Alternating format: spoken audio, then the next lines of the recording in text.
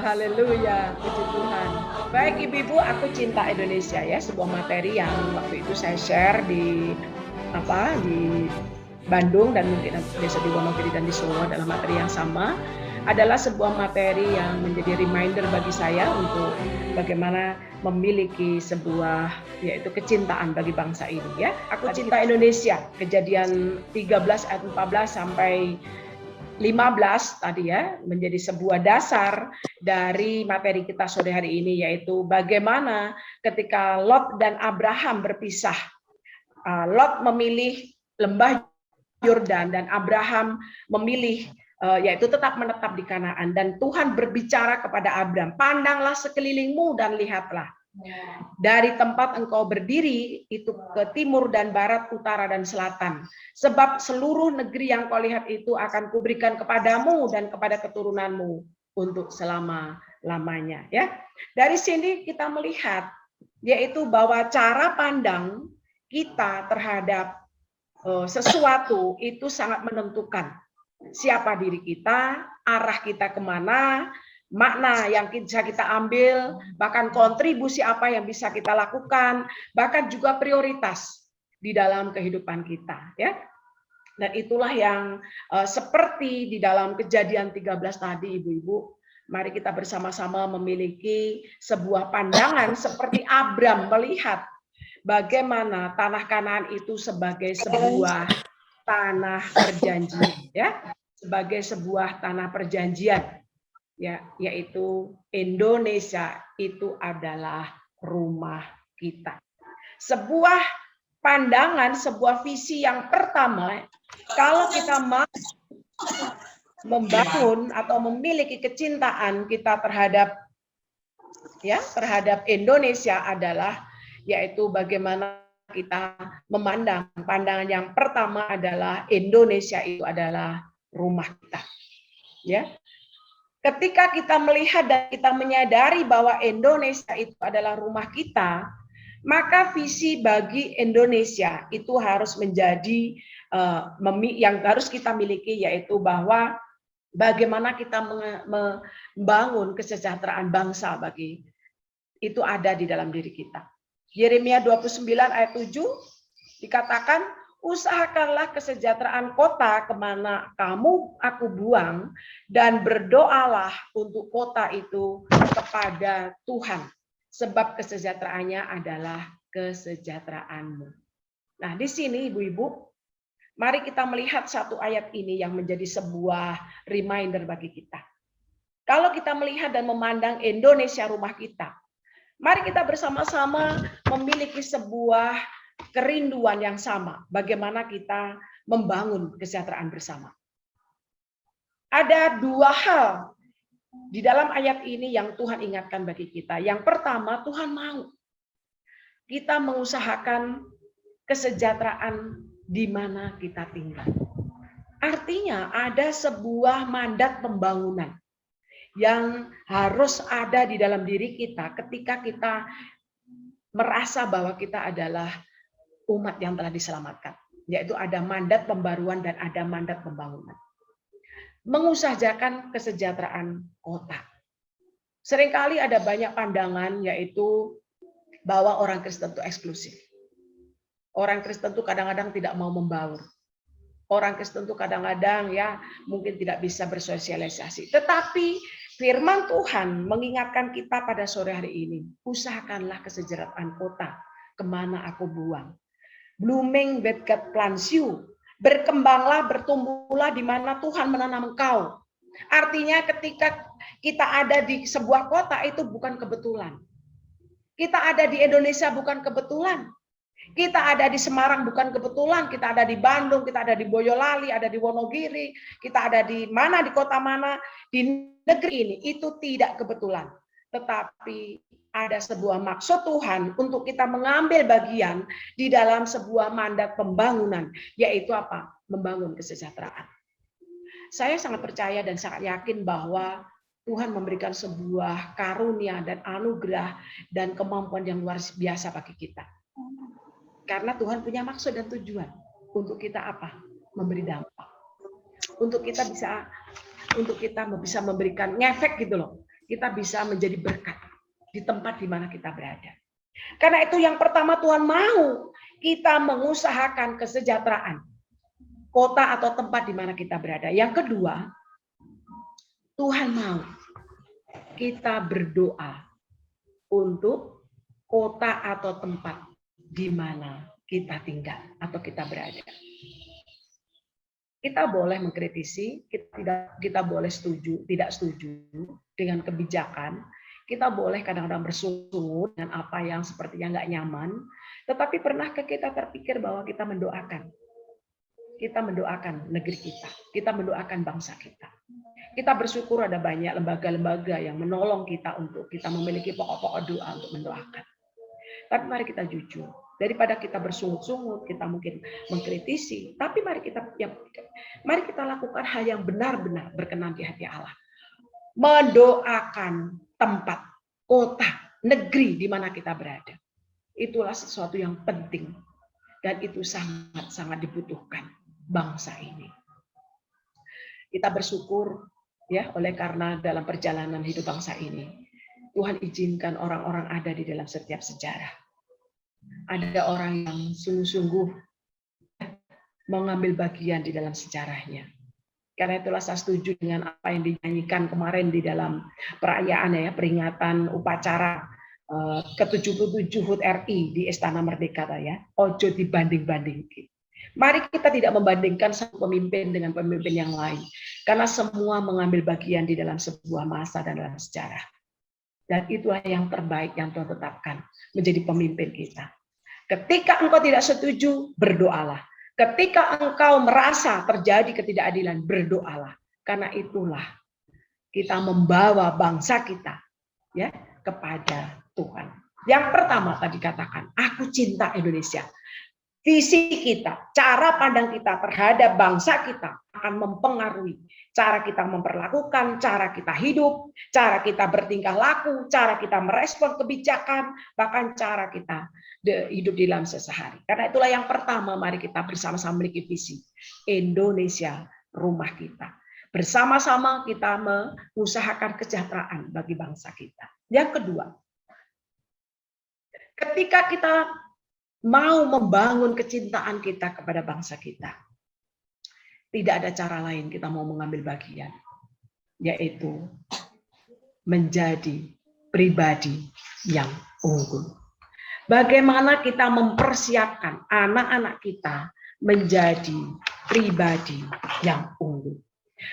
Matius 5 ayat 16 dikatakan, demikianlah hendaknya terangmu bercahaya di depan orang supaya mereka melihat perbuatanmu yang baik dan memuliakan Bapamu yang di surga. Tidak ada kata kebetulan Tuhan menjadikan kita kelompok kecil di tengah-tengah negara majemuk ini. Tuhan punya maksud supaya kita menjadi terang. Tuhan punya maksud supaya kita menjadi garam.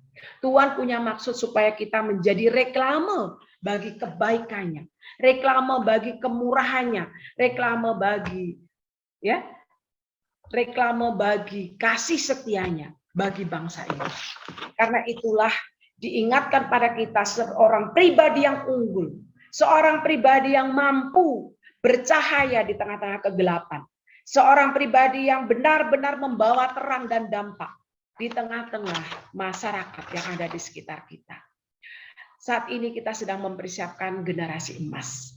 Tahun 2045, ya 100 tahun Indonesia merdeka, pemerintah rindu sekali untuk lahirnya sebuah generasi emas. Yaitu apa? Generasi yang smart, generasi yang sensitif, dan generasi yang spiritual. Generasi yang smart, artinya dia adalah generasi yang cerdas. Generasi yang benar-benar dapat menjadi jawaban dari sebuah, yaitu zaman, tantangan zaman. Dan itu adalah siapa? Anak-anak kita nanti yang akan menggantikan kita ya di dalam 2 periode, ya kan satu generasi itu 40-50 tahun. Di dalam generasi yang kedua nanti 100 tahun Indonesia merdeka. Ya. Kerinduan dari Pak pemerintah kita ada generasi emas, generasi yang smart. Generasi yang akan memimpin dengan kecerdasan. Generasi yang benar-benar memiliki high quality untuk memimpin zamannya.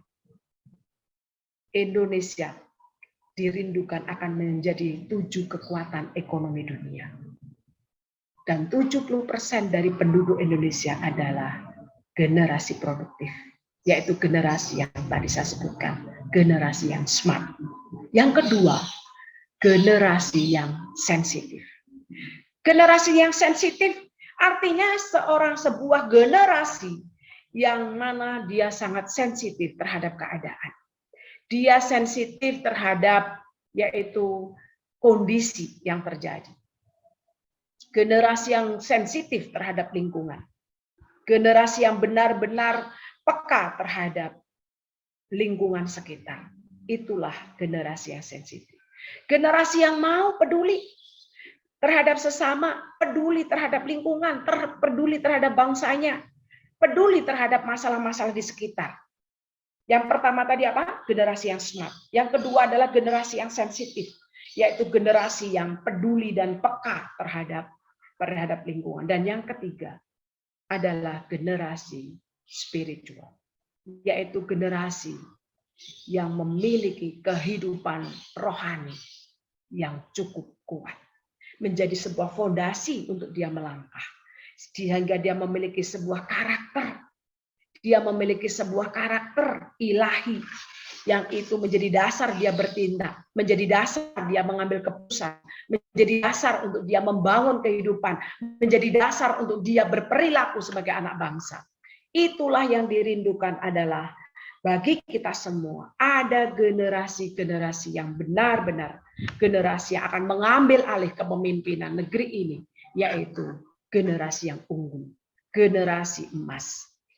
Dan bagaimana gereja dan lembaga Kristen menjadi atau mempersiapkan generasi ini, yaitu dia menjadi inkubator untuk generasi-generasi terbaik bangsa ini, menjadi inkubator yang terbaik bagi generasi bangsa ini. Bagaimana ibu mengambil bagian sebagai lembaga terkecil, yaitu keluarga kita. Itu adalah menjadi sebuah inkubator bagi anak-anak kita. Bagaimana gereja kita menjadi inkubator yang baik untuk generasi ke depan. Karena tidak mungkin kita memimpin selamanya. Tetapi yang memimpin adalah generasi-generasi anak-anak kita. Itulah yang kita mau persiapkan mereka untuk menjadi generasi atau pribadi yang unggul. Kolose 3 ayat 23. Apapun juga yang kamu perbuatlah dengan segenap hatimu seperti untuk Tuhan dan bukan untuk manusia.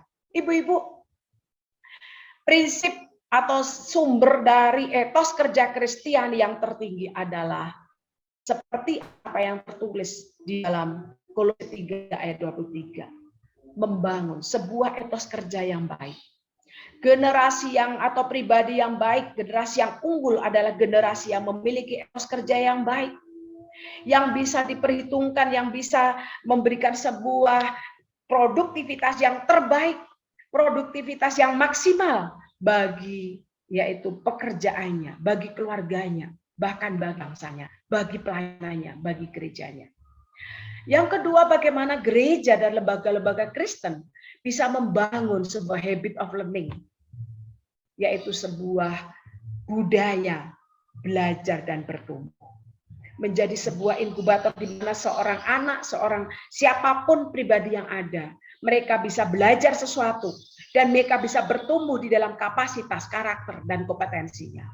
Itulah sebenarnya yang kita rindukan bersama-sama. Gereja, ya di sini ada banyak hamba-hamba Tuhan dan ibu-ibu gembala. Seringkali kita berpikir bagaimana kita mendewasakan jemaat secara rohani. Sehingga kita kadang-kadang kita tidak engage, kita tidak inline dengan masalah sekitar. Seringkali kita menolong jemaat kita untuk jemaat yang misioner, jemaat yang dewasa, yang mungkin rajin dalam saat teduh, selesai membaca Alkitab, pintar berdoa. Tetapi pernahkah kita terpikir bahwa dia menjadi bagian dari anak bangsa, untuk menjadi seorang pribadi-pribadi yang unggul, yang bisa memainkan posisi dan perannya dan role-nya di tengah masyarakat dan bangsa. Itulah yang menjadi beban dan peran kita. Bagaimana gereja dan lembaga Kristen melahirkan generasi emas. Yang kedua, yang ketiga, generasi unggul. Generasi yang menjadi pemenang di tempat pekerjaan. Generasi yang unggul adalah generasi yang membangun etos kerja yang baik. Bagaimana kita membangun habit of learning dan growing. Bagaimana kita menolong mereka untuk menjadi pemenang di dalam dunia kerja. Kalau kita belajar tentang generasi milenial yang adalah nanti generasi yang mengambil alih kepemimpinan kita di tahun 2045. Generasi milenial adalah generasi yang sangat, maaf, begitu mudah untuk bosan, boring, ya, betul ya Ibu ya. Bekerja di sini, pindah ke sini, jadi sangat boring banget. Kadang-kadang tidak bisa berlama-lama, akan cepat mengambil keputusan, dia mencari tantangan baru. Kadang-kadang bukan lagi pemenang yang dia dapat, tetapi sebuah kekalahan. Dan sore hari ini kita diingatkan, bagaimana kita, perempuan-perempuan di dalam peran kita, ada di dalam sebuah lembaga kecil, yaitu gereja kita, keluarga kita, lembaga di mana kita melayani, melahirkan generasi unggul. Generasi yang benar-benar mengambil bagian terpenting di dalam pembangunan bangsa. Generasi yang memiliki etos kerja yang baik. Generasi yang tidak puas dengan keadaan tapi terus belajar. Terus bertumbuh di dalam kapasitas. Terus bertumbuh di dalam knowledge-nya. Terus bertumbuh di dalam karakternya. Dan dia menjadi pemenang di dalam dunia kerja. Karena kita sadar dan kita tahu bahwa Tuhan menghendaki kita lebih daripada pemenang. Yang pertama tadi apa? Indonesia adalah rumah kita. Yang kedua, menjadi pribadi yang unggul. Dan yang ketiga, Ibu-ibu, mari kita bersama-sama menjadi generasi solusi. Generasi solusi.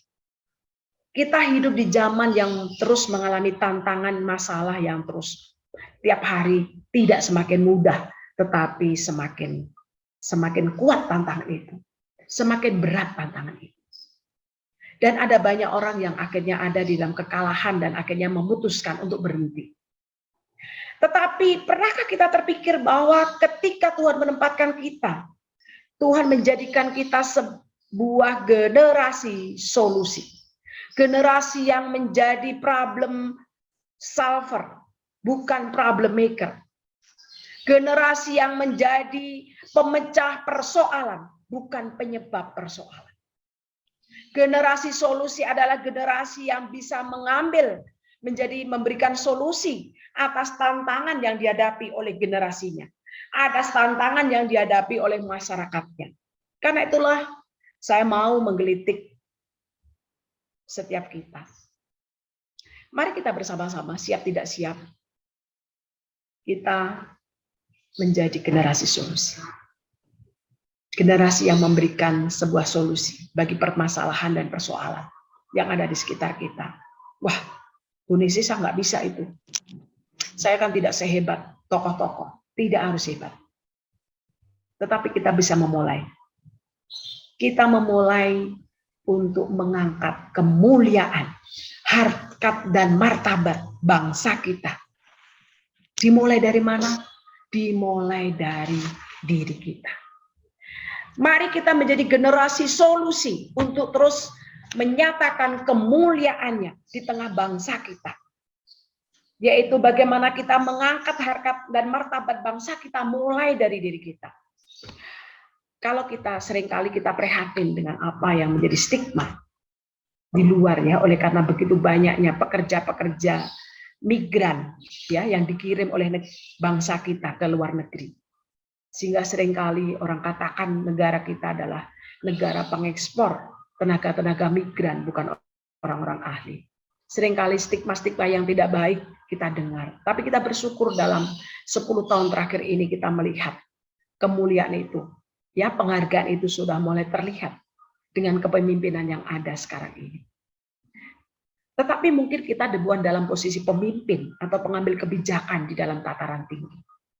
Tapi mari kita bersama-sama memulai dari diri kita. Untuk kita dapat mengangkat harkat martabat kemanapun, dimanapun kita berada. Amsal 14 ayat 34 dikatakan, kebenaran meninggikan derajat bangsa, tetapi dosa adalah noda bangsa. Mari kita hidup di dalam kebenaran. Ketika kita hidup di dalam kebenaran, maka kebenaran Allah itulah yang terpancar dan itu yang terlihat. Dan itu bisa memberikan pengaruh yang baik. Pasti memberikan dampak yang positif dengan orang-orang, bagi orang-orang di sekeliling kita. Kebenaran itu akan membuat kita mengangkat harkat martabat. Oleh karena apa? Karena kebenaran itulah yang kita pegang. Kebenaran itulah yang mengalahkan kebatilan. Kebenaran itu yang mengalahkan kenajisan. Kebenaran itu yang mengalahkan semua persoalan-persoalan, nilai-nilai dunia yang saat ini sedang berusaha dan berupaya dan membawa setiap kita ada dalam sebuah kehancuran.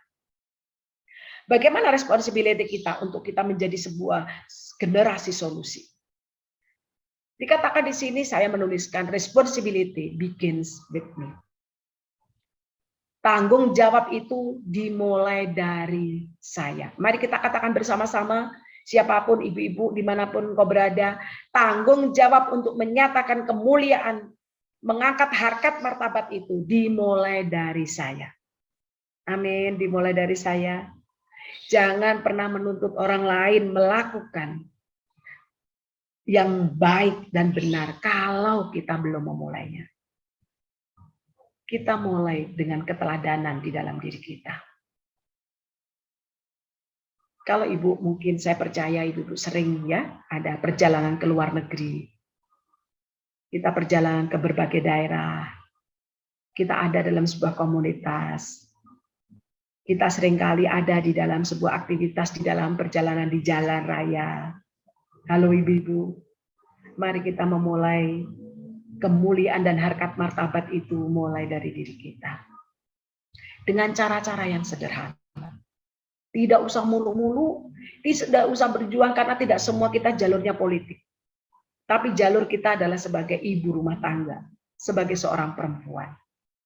Mari kita memulainya dengan cara hidup yang sopan dan beretika. Di mana sih kita bisa sopan dan beretika? Di mana saja. Mulai dari tempat tidur ketika kita bangun, sampai kita kembali ke tempat tidur ketika kita akan bangun. Cara kita memasak, cara kita melayani suami, cara kita memperlakukan anak, cara kita bergaul dengan orang, cara kita menjawab WA, cara kita sharing sesuatu artikel di WA, cara kita bertanya di WhatsApp. Halo ibu-ibu, mari kita belajar untuk kita memiliki sebuah kecerdasan. Untuk apa? Belajar untuk sopan dan beretika. Karena disitulah kita akan menularkan sesuatu yang baik. Kita akan mengimpartasi sesuatu yang baik. Sehingga harkat martabat itu akan terus berjalan pelan-pelan.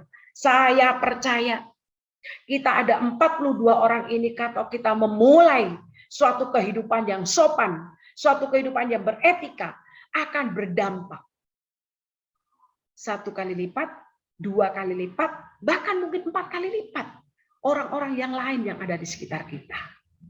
Sopan dan etika-etika yang kita bangun. Yang kedua, bagaimana kita bisa memulai menjadi generasi solusi? Taat pada hukum. Hari-hari ini pasti kita mengikuti sebuah berita hukum yang begitu berbelit-belit sampai seperti sinetron.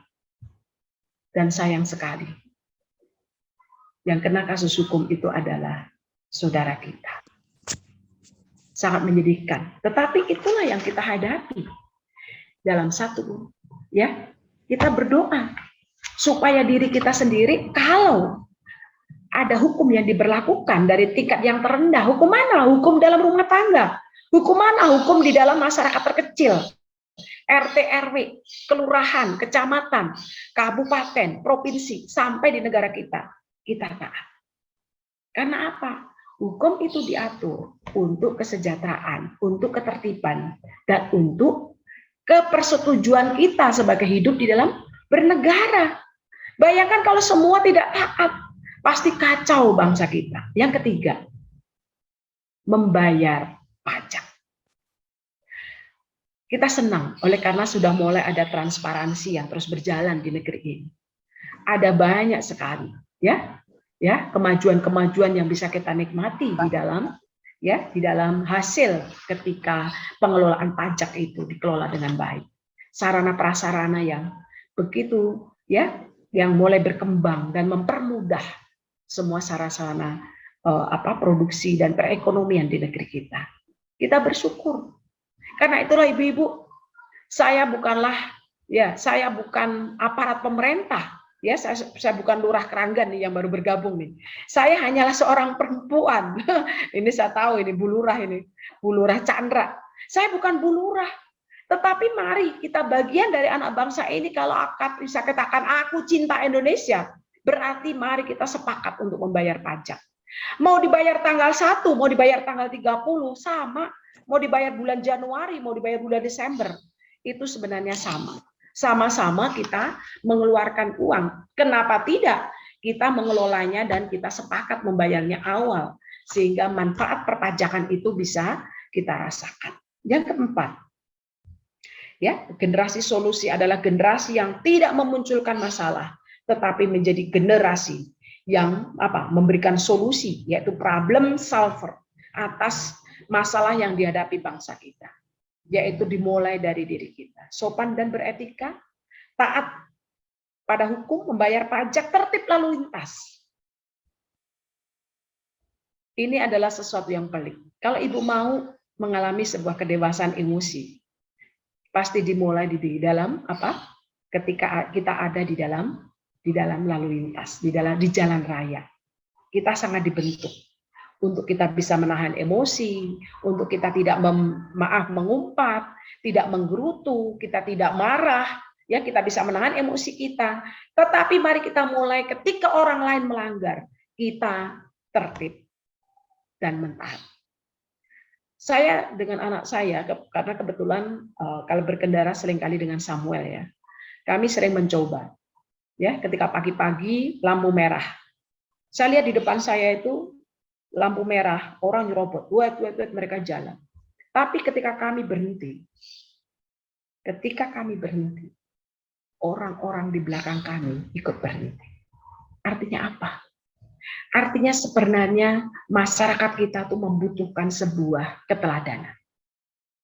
Bayangkan kalau kita 46 orang memberikan keteladanan di dalam tertib berlalu lintas, berapa orang bisa kita pengaruhi? Karena seringkali bukan karena hukum yang mereka ikuti, tetapi keteladanan. Seseorang, 2 orang, 3 orang. Ketika kita taat pada tertib berlalu lintas, orang-orang akan mengikuti. Mereka membutuhkan sebuah keteladanan. Mari kita mulai, ibu-ibu. Aku cinta Indonesia. Aku mau menjadi generasi solusi. Dengan apa?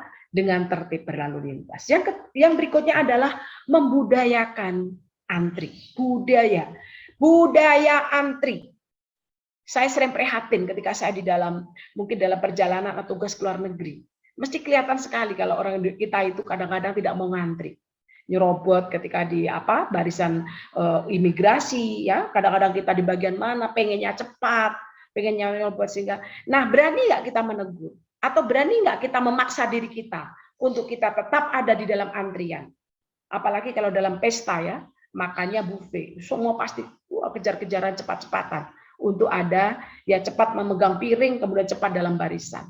Tapi saat ini ibu-ibu, dalam kedalaman hati saya yang paling dalam, mari kita memulai sebuah budaya antri.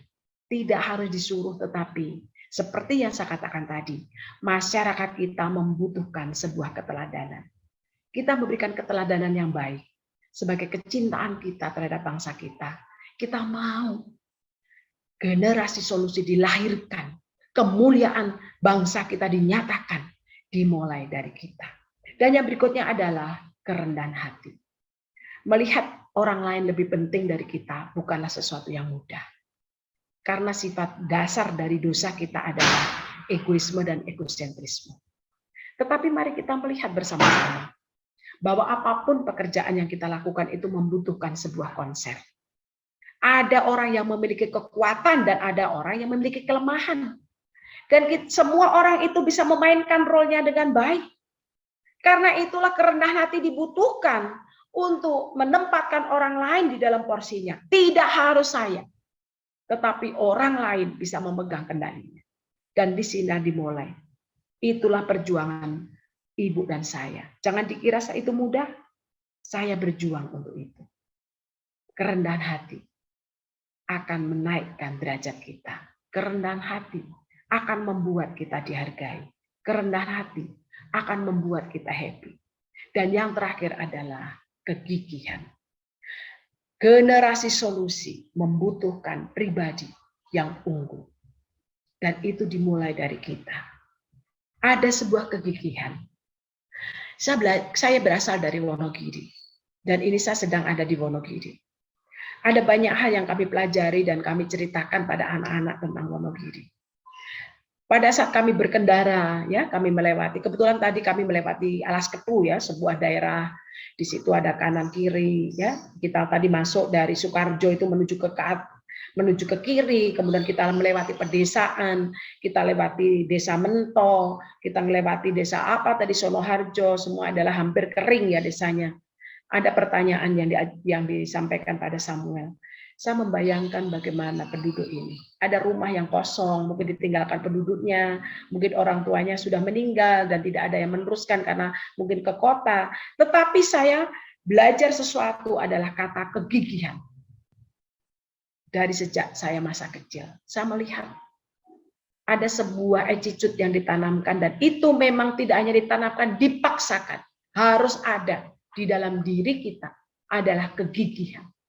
Tidak pantang menyerah. Kegigihan berarti terus-menerus berjuang sekalipun jalannya tidak mudah. Kegigihan berarti terus-menerus melakukan sekalipun itu mungkin belum tercapai sampai pada titik kesuksesan itu dicapai.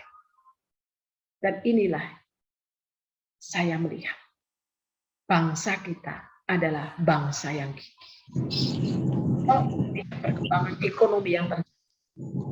Kalau kita bisa mempelajari bagaimana bangsa ini lepas dari pandemi menuju endemi, bagaimana mengatasi pandemi dengan luar biasa, oleh karena ada pemimpin-pemimpin yang gigih, oleh karena ada warga negara yang gigih, oleh karena ada rakyat yang gigih untuk berjuang bersama-sama, tidak saling menyalahkan, tetapi berjuang bersama-sama untuk pulih bersama-sama, untuk kuat bersama-sama.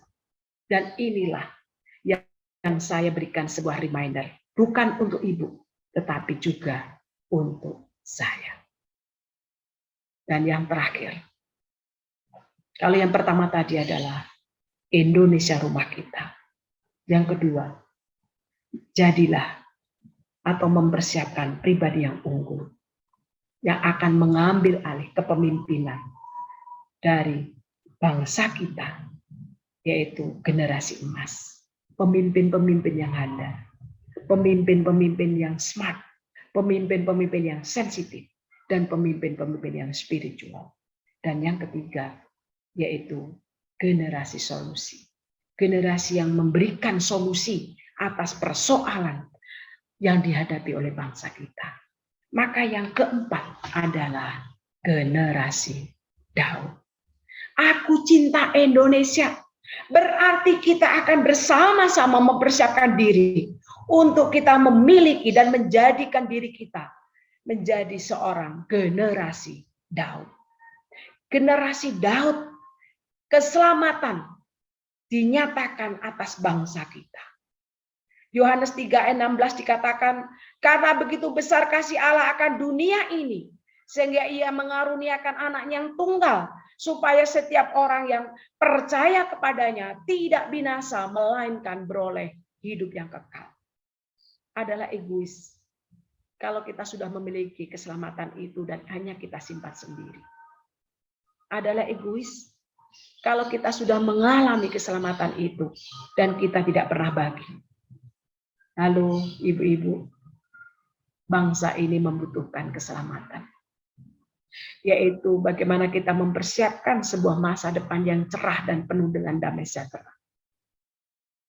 Indonesia tidak harus menjadi negara Kristen. Bangsa Indonesia tidak harus semuanya orang Kristen. Tetapi bagaimana nilai-nilai kekristenan itu dialami, diimpartasi, dan diwujudkan di dalam semua peradaban hidup di negeri ini. Indonesia tidak harus menjadi negara Kristen. Tetapi bagaimana nilai-nilai kerajaan itu bisa kita nyatakan. Minimal ada sekali dalam seumur hidup.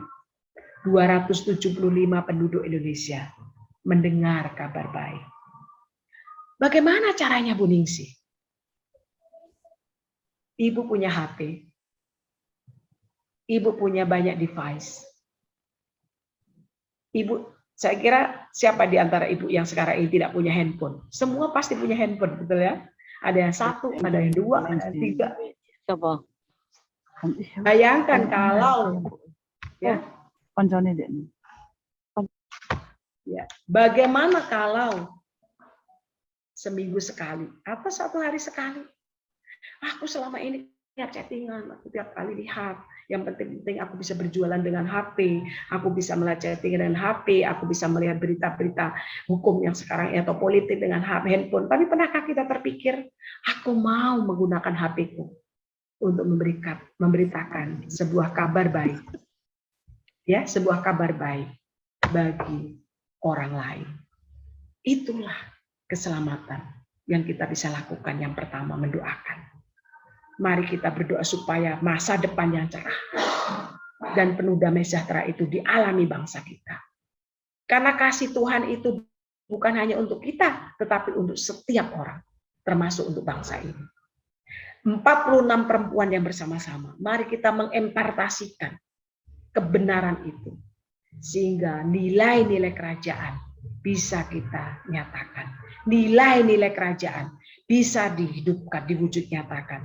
Melalui apa? Cara kita bekerja, cara kita melayani, cara kita melaksanakan profesi kita, cara kita memimpin. Ya, saya tahu dikatakan tadi ya, ada Bu Lurah, ada ibu-ibu dari politisi yang bersama-sama. Bagaimana nilai kerajaan itu benar diwujud nyatakan, sehingga kita menjadi pribadi yang berbeda.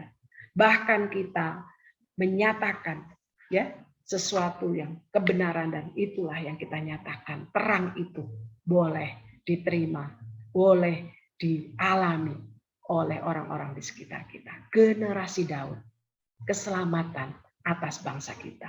Yang kedua, menyelesaikan hidup. Menyelesaikan hidup. Dengan apa? Dengan baik. Orang bisa menyelesaikan hidup dengan caranya. Orang bisa menyelesaikan hidup dengan berbagai cara. Tetapi mari ketika kita ada di negeri ini, kita menyelesaikan hidup kita dengan baik. Kisah Para Rasul 13 ayat 36 dikatakan, sebab Daud melakukan kehendak Allah pada zamannya. Lalu ia mangkat dan dibaringkan di samping nenek moyangnya. Berarti Daud menyelesaikan hidupnya dengan baik. Dan dia dikuburkan di samping nenek moyangnya. Bersama dengan leluhurnya di tanah kelahirannya. Saya percaya tidak kebetulan kita ada di negeri ini. Tidak kebetulan kita menjadi bagian dari bangsa ini. Tidak kebetulan kita menjadi bagian dari anak negeri. Tidak kebetulan kita melakukan sebuah profesi. Mari kita bersama-sama menyelesaikannya dengan baik. Sampai selesai. Ada nggak yang tidak selesai? Ada. Ada orang yang lahir di Indonesia, hidup di Indonesia, mencari makan di Indonesia, tetapi kerjaannya tiap hari menjelekkan. Tiap hari hanya mengkritisi. Sehingga dia pahit. Mengalami pemahitan. Tetapi reminder bagi saya dan ibu-ibu sore hari ini. Aku cinta Indonesia. Aku mau menjadi generasi Daud. Generasi yang bisa menyelesaikan hidup dengan baik. Artinya kita lahir. Kita bertumbuh, kita beraktivitas. kita selesaikan hidup kita dengan baik di negeri ini. Ketika nanti kita selesai, rest and peace, ada sebuah kata-kata yang baik, yang dikenang oleh siapapun. Bahwa ada Ningsih, ada Ania, ada Chandra, ada Utari, ada Email, ada Lilia, ada Maria, ada Jane, dan siapa saja pernah hidup dan menyelesaikannya dengan baik. Puji Tuhan. Saya senang ibu-ibu di hari kemerdekaan ini. Kita telah melewati masa-masa yang sulit bersama-sama. Sebuah fakta brutal yang kita hadapi bersama-sama. COVID yang kita pikir hanya 1 tahun, begitu berkepanjangan bahkan sampai sekarang pun masih endemi. Tetapi bangsa ini sudah mengalami sebuah pemulihan. Kita bersama-sama pulih dengan cepat. Kita bangkit dengan kuat dan itulah yang menjadi doa kita. Mari kita nyatakan kecintaan kita pada bangsa kita. Untuk tidak saja menikmati kemerdekaan. Untuk tidak saja menikmati hidup dengan segala yang kita punya. Tetapi mari kita mengisinya dengan mengambil bagian. Sebagai tanda kecintaan kita pada negeri ini. Mari kita terus memandang Indonesia adalah rumah kita. Kita miliki visi untuk menyejahterakan bangsa ini, kota kita. Kita mengusahakan kesejahteraan dan berdoa bagi bangsa kita. Yang kedua, mari kita mempersiapkan generasi yang unggul. Kita menjadi generasi yang unggul dan kita mempersiapkan sebuah generasi yang unggul yang nanti akan mengambil alih kepemimpinan generasi kita. Supaya estafet kepemimpinan itu lebih baik lagi, lebih baik. Sebuah generasi yang smart, generasi yang sensitif, dan generasi yang spiritual. Itulah yang kita persiapkan. Dan gereja, keluarga, dan lembaga mengambil bagian di dalam mempersiapkannya. Yang ketiga, mari kita menjadi generasi solusi. Generasi yang benar-benar mengambil bagian untuk menjadi problem solver atas tantangan yang dihadapi bangsa kita. Tidak hanya melihat, tidak hanya menilai, tetapi kita menjadi, yaitu pekerja atau kita mengambil bagian, pemain dari, yaitu sebuah tindakan yang sekarang ini sedang terjadi. Dan yang keempat adalah generasi Daud, yaitu generasi yang menyelesaikan hidup kita dengan baik. Kita diingatkan dengan John F. Kennedy, ya, tahun 1961. Sebelum, ya, pada saat dia menjadi presiden, bahkan ketika dia merintis dan memimpin, ya, Amerika, dia katakan, ask not what your country can do for you, but ask what you can do for your country. Jangan tanya apa yang negara kerjakan untukmu, berikan untukmu, lakukan untukmu. Tetapi bertanyalah, apa yang bisa kau kerjakan, kau berikan, kau lakukan bagi bangsa. Saya kira ini sebuah reminder yang luar biasa untuk kita semua. Di dalam perayaan peringatan 77 HUT RI ini, Tuhan memberikan sebuah reminder yang baik. Ke depan kita rindu di tahun-tahun yang akan datang. Akan lebih baik kita berkarya. Lebih baik lagi kita mengambil bagian. Karena apa? Bersama kita bisa. Jangan pernah merasa sendiri. Jangan pernah mengerjakannya seorang diri. Tetapi mari kita bersama-sama. Kita membangun jaringan dengan berbagai anak negeri. Kita meruntuhkan tembok perbedaan dan kita membangun jembatan-jembatan persamaan. Siapapun kita, dimanapun kita berada, suku apapun kita sama. Kita adalah Indonesia.